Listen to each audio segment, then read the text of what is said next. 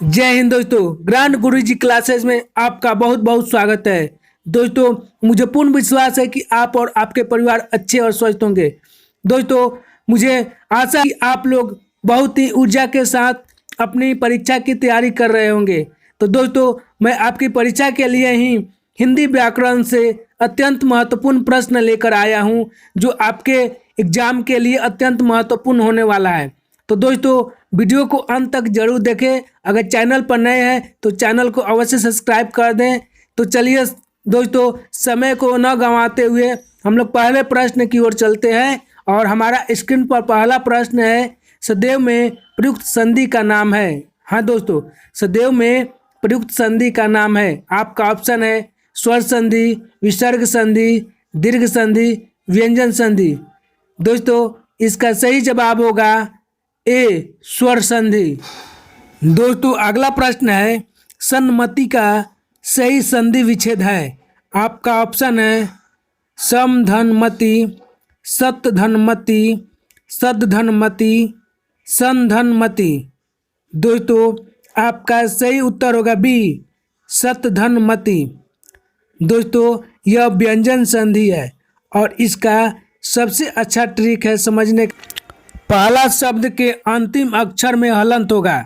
तो दोस्तों, पहला शब्द के अंतिम अक्षर में अगर हलंत होगा तो समझ जाएंगे कि वह व्यंजन संधि है। दोस्तों, अगला प्रश्न है, इत्यादि का सही संधि विच्छेद है। आपका ऑप्शन है इत धन यदि, इति धन आदि, इति धन यदि।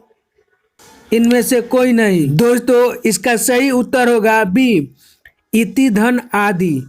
दोस्तों, इसका सबसे अच्छा तरीका है पहचानने का, आधा त और यह शब्द में दिख गया तो समझ जाएंगे कि यह यण संधि है। दोस्तों, अगला प्रश्न है, निम्नलिखित में कौन सा शब्द वृद्धि संधि का उदाहरण नहीं है।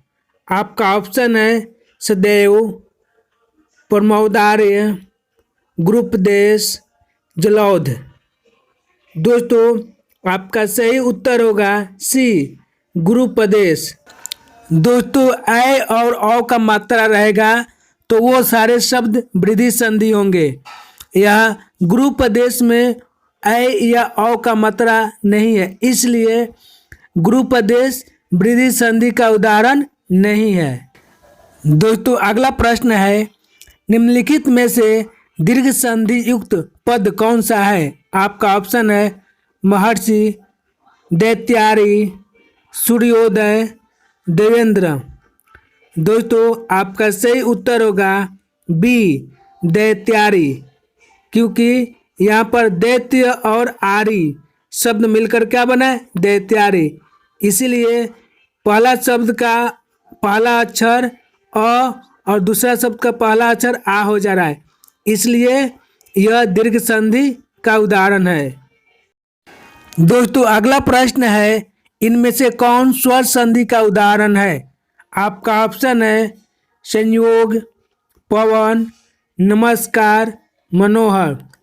दोस्तों, आपका सही उत्तर होगा बी, पवन, क्योंकि पवन का संधि विच्छेद होगा पो प्लस अन, इसलिए पवन स्वर संधि है। दोस्तों, अगला प्रश्न है, पवन का सही संधि विच्छेद है। आपका ऑप्शन है प धन अवन, पो धन अन, पौ धन अन, प धन वन। दोस्तों, आपका सही उत्तर होगा बी, पोधन अन, और यह यन संधि है जो स्वर के अंतर्गत आता है। दोस्तों, अगला प्रश्न है, निम्नलिखित शब्दों में से किसमें व्यंजन संधि है। आपका ऑप्शन है सप्तर्षि, सत्कार, हिमालय, निराधार। दोस्तों, आपका सही उत्तर होगा बी। हाँ दोस्तों, सत्कार जो है वह व्यंजन संधि है, बाकी सप्तर्षि, हिमालय, निराधार स्वर संधि है। दोस्तों, अगला प्रश्न है, निम्नलिखित शब्दों में से किसमें विसर्ग संधि है। आपका ऑप्शन है नरेंद्र, सज्जन, सदैव, अतएव।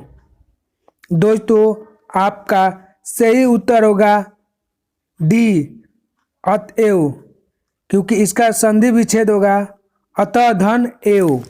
दोस्तों नरेंद्र और सदैव स्वर संधि है तथा सज्जन व्यंजन संधि है। दोस्तों अगला प्रश्न है उत धन आहार के योग से कौन सा शब्द बनेगा। आपका ऑप्शन है उतार, उधार, उदार, आहार। आपका सही उत्तर होगा बी, उधार। और उधार कौन सा संधि है, व्यंजन संधि है, क्योंकि जिस शब्द के अंत में पहला शब्द के अंत में हलंत होता है उसको हम लोग व्यंजन संधि कहते हैं, तो इसलिए यह व्यंजन संधि होगा। दोस्तों अगला प्रश्न है पर्यावरण का सही संधि विच्छेद है। आपका ऑप्शन है पर्या धन वरण, परिधि धन आवरण, परिध धन आवरण, परिधन आवरण। दोस्तों आपका सही उत्तर होगा परिधन आवरण। और यह स्वर संधि है क्योंकि पहला शब्द का अंतिम अक्षर ह्रस्व ई और दूसरा शब्द का पहला अक्षर आ है, इसलिए दोनों मिलकर स्वर होते हैं, इसलिए यह स्वर संधि है। दोस्तों अगला प्रश्न है अनुनासिक का संबंध होता है। आपका ऑप्शन है केवल मुंह से, नाक और मुंह दोनों से, केवल नाक से, इनमें से कोई नहीं।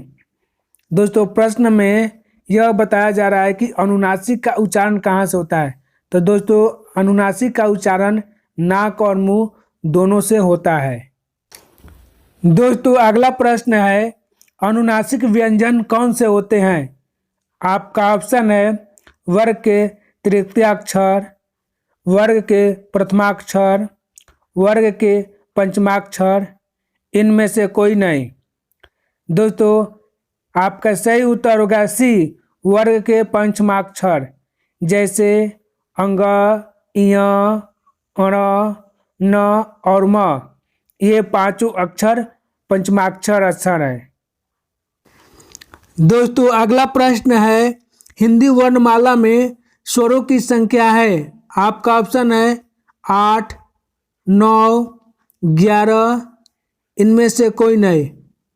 दोस्तों आपका सही उत्तर होगा सी, 11। अ से लेकर औ तक 11 स्वर वर्ण है। दोस्तों अगला प्रश्न है जो पहले कभी ना हुआ हो। हाँ दोस्तों, जो पहले कभी ना हुआ हो को क्या कहते हैं। अद्भुत, अनुपम, अपूर्व, अभूतपूर्व।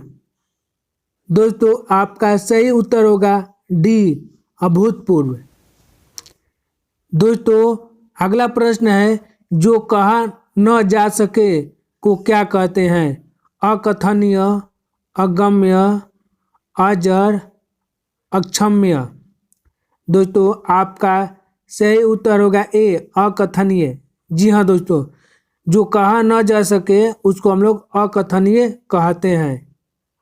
दोस्तों अगला प्रश्न है समय की दृष्टि से अनुकूल, यानी कि समय की दृष्टि से अनुकूल होते हैं उसको हम लोग क्या कहते हैं। आपका ऑप्शन है अनुकूल, समयानुकूल, प्रतिकूल, समानुकूल। दोस्तों आपका सही उत्तर होगा बी, समयानुकूल।